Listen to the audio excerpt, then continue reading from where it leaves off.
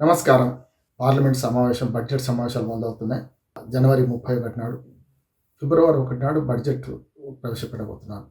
ఆర్థిక శాఖ మంత్రి నిర్మలా సీతారామన్ 8వసారి బడ్జెట్ ప్రవేశపెట్టబోతున్నారు.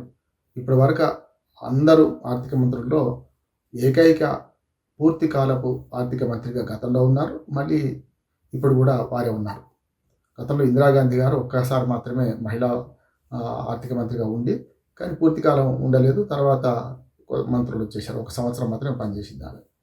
అట్లా చూసుకుంటే ఆర్థిక మంత్రిగా విజయవంతంగా 8వసారి బడ్జెట్ ప్రవేశపెట్టబోతున్న నిర్మలా సీతారామన్ మీద దేశ ప్రజలు చాలా ఆశలు పెట్టుకున్నారు. ఇందులో ముఖ్యంగా రేపు ఆర్థిక సర్వే విడుదల కాబోతుంది. మొట్టమొదటిగా బడ్జెట్ కన్నా ముందు ఇది ఒక రకంగా చెప్పాలంటే రేపు వచ్చే బడ్జెట్కి ఇది ఒక సూచిక లాంటిది. కనుక ఆర్థిక సర్వే ఎప్పుడైనా కేంద్ర బడ్జెట్ కంటే ముందు యూనియన్ బడ్జెట్ అంటాం, కేంద్రం అనే మాట లేదు. యూనియన్ బడ్జెట్ కన్నా ముందు ఆర్థిక సర్వే విడుదల చేస్తారు. దాన్ని పార్లమెంట్లో ప్రవేశపెడతారు, దాన్ని డిక్లేర్ చేస్తారు. ఇప్పటికీ అధికారులు నిర్మలా సీతారామన్ గారికి ఆర్థిక సర్వే రిపోర్ట్ ఇచ్చేశారు. గతంలో ఫిబ్రవరి 1 సాయంత్రానికి బడ్జెట్ ప్రవేశపెట్టేవాళ్ళు. అంతకుముందు అయితే మనకు ఫిబ్రవరి ఆఖరి 25 ఫిబ్రవరి కానీ 29 ఫిబ్రవరి నాడు ప్రవేశపెట్టేవాళ్ళు. అది మెల్లమెల్లగా 2019 నుంచి 17 నుంచి మారింది. ఈ బడ్జెట్ ప్రవేశపెట్టడం ఫిబ్రవరి 1కి మారింది. అది కాక సాయంత్రం బదులు ఇప్పటికి ఉదయంకి మార్చారు. గతంలో బ్రిటన్ పద్ధతిలో చూసుకుంటే అక్కడ బడ్జెట్ అక్కడికి కాలమానం 5:30 గంటల తేడా ఉంటుంది కనుక ఇక్కడికి తేడా చూసుకొని ప్రవేశపెట్టేవాళ్ళు. కానీ అది కాకుండా ఇప్పుడు ఆర్థిక బడ్జెట్ ఉందో రైల్వే బడ్జెట్ కలపడం కూడా ఈ మోడీ గారి హయాంలో 2వసారి గెలిచిన తర్వాత ఈ రైల్వే బడ్జెట్ వేరుగా ప్రవేశపెట్టే వాళ్ళు కాస్త 2 బడ్జెట్లు కలిపేస్తున్నారు. దానివల్ల లాభమే జరిగిందని ఒక మాట అంటున్నారు. ఎందుకంటే రైల్వేలకు ఇంకా కొంచెం ఎక్కువ కేటాయించే అవకాశం ఉంటుంది కదని. గతంలో రైల్వేలలో ఏంటంటే లాభ నష్టాలు బేరీ చేసుకునేవాడు. రైల్వే అనేది సర్వీస్ ఓరియంటెడ్ కదా. ప్రయాణికుల మొత్తం రవాణా అనేది సర్వీస్ ఓరియంటెడ్. అది మనకు సరుకు రవాణా మాత్రం కమర్షియల్. కనుక ఆ రెండింటికి బేరీ చేసుకొని రైల్వే లైన్ నిర్మాణంలో కానీ వీటిలో కొంత వెసులుబాటు ఉండకపోయేది.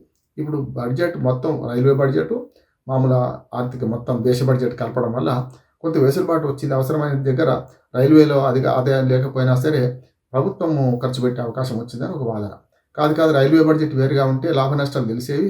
రైల్వే బడ్జెట్ రైల్వేకి కేటాయించే వాళ్ళు ఒక్కోసారి ఇప్పుడు అన్యాయం కూడా జరిగే అవకాశం ఉందని ఒక మాట అంటున్నారు. అది వేరే సంగతి. కానీ ఇప్పుడు నేను మాట్లాడుతుంది ఏంటంటే ఎల్లుండి బడ్జెట్ ఎట్లా ఉండబోతుంది, రేపు ఆర్థిక సర్వే ఆశాజనకంగా ఉంటుందా, నిరాశాజనకంగా ఉంటుందా, వృద్ధి రేటు 5.6% కాస్త 5.4% జరుగుతుంది అని ఒక అంచనా వేస్తున్నారు. పోయినసారి కంటే 2% తక్కువ వద్దు అంటున్నారు. నిజమా కాదా? ఆర్థిక సర్వే బయట పెట్టేదాకా కొన్ని నిజాలు మనకు బయటకు రావు. అట్లా ఒక రకంగా చెప్పాలంటే బడ్జెట్లో చాలా గోప్యత కూడా ఉంటుంది. ఒక్కోసారి కొన్ని బయటకు చెప్తారు, కొన్ని బయటకు చెప్పరు కూడా. కనుక ఎల్లుండి బడ్జెట్లో ఆశపడ్డంలో 2 విషయాలు ఆశపడుతున్నారు ప్రజలు. ముఖ్యంగా ఆదాయ పన్ను స్లాబుల గురించి. 3.5 లక్షలకు గత 5-6 ఏళ్ళుగా అదే కొనసాగుతుంది. 2.5 నుంచి 3.5 పెంచడానికి 10 ఏళ్ళు పట్టింది. ద్రవ్యోల్బణం పెరుగుతున్నా కూడా చిన్న స్థాయి ఉద్యోగులు ఈ ఆదాయ పన్ను పరిధిలోకి రావడం జరుగుతుంది కనుక ఇప్పటికైనా సరే కనీసం 5 లక్షలకు పన్ను రాయితీ మొత్తం అసలు పన్ను పరిధిలోకి రాకుండా ఉండాలని ఒక ప్రతిపాదన చాలా రోజుల నుంచి ఉంటుంది. కానీ ఆశలు మాత్రం ఆశలు మూరిడే మనకు అవకాశాలు ఉన్నాయనిపిస్తుంది. కనుక దీన్ని 3.5 లక్షల నుంచి 4 లక్షలు చేస్తారా, అసలు చేయకుండా అట్లాగే ఉంచుతారా అనేది కూడా ఆలోచించాలి. ఎందుకంటే 2024-25 బడ్జెట్ ప్రవేశపెట్టే ముందు ఎన్నికల బడ్జెట్ కదా. ఎన్నికలకు ముందు తాత్కాలిక బడ్జెట్ ఒక రకంగా చెప్పాలంటే 24లో జూన్లో ఎన్నికలు జరుగుతున్నాయి కనుక ఫిబ్రవరిలో ప్రవేశపెట్టిన బడ్జెట్ తాత్కాలిక బడ్జెట్, అడ్హాక్ బడ్జెట్ ప్రవేశపెట్టింది.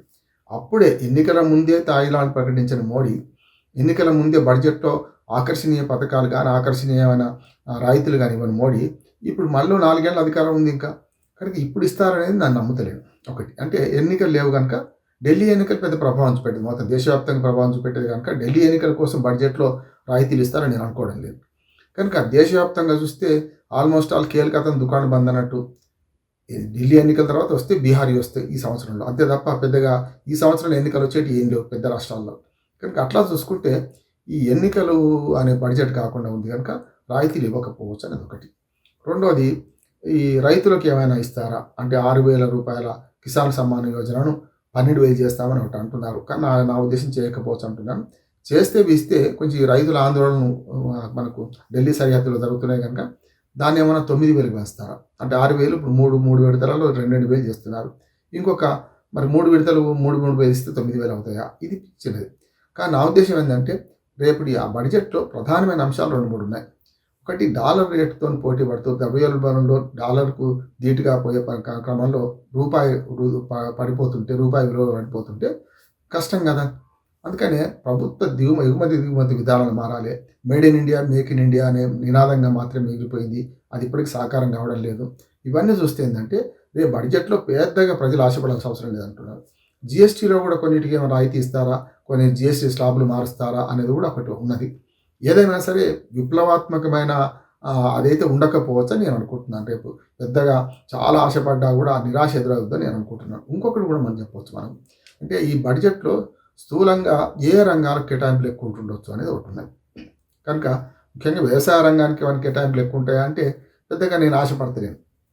అంటే నేను చెప్తే ఒకటి ఏంటంటే కిసాన్ సమ్మాన్ యోజన పెంచుతారా అనేది ఒకటి ఉన్నది. జీఎస్టీలో ఏమైనా మార్పులు చేస్తారా అనేది ఒకటి ఉన్నది.